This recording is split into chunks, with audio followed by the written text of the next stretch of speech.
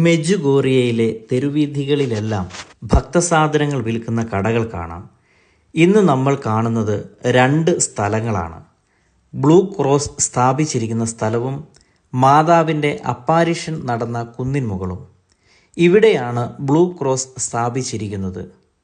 ഇത് ഇവിടെ സ്ഥാപിച്ചത് അപ്പാരിഷൻ നടന്ന കുന്നിലേക്ക് നടന്നു കയറി ചെല്ലാൻ സാധിക്കാത്തവർക്ക് വന്നു പ്രാർത്ഥിക്കാനായി ഒരു സ്ഥലം എന്ന ഉദ്ദേശത്തോടെയാണ്. ഒത്തിരി പേർ ഇവിടെ ഇരുന്ന് പ്രാർത്ഥിക്കുന്നത് കണ്ടു.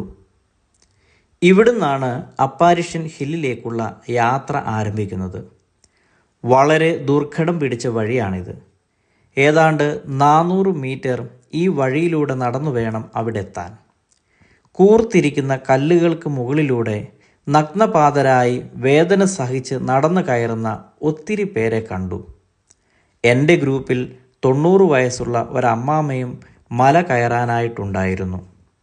കുന്നിൻ മുകളിൽ മാതാവ് പ്രത്യക്ഷപ്പെട്ട സ്ഥലത്ത് ഒരു ക്രൂശിത രൂപവും മാതാവിൻ്റെ ഒരു രൂപവും സ്ഥാപിച്ചിട്ടുണ്ട്. ഇവിടെ വന്ന് പ്രാർത്ഥിച്ച് നിയോഗങ്ങൾ സമർപ്പിച്ച് കടന്നു പോകുന്ന ഭക്തജനങ്ങളുടെ ഒരു നീണ്ട നിര തന്നെ ഇവിടെ കാണാം. ഇവിടെ നിന്ന് നോക്കുമ്പോൾ മെജുഗോറിയ ഗ്രാമത്തിൻ്റെ വിദൂര ഭംഗി ആസ്വദിക്കുകയും ചെയ്യാം.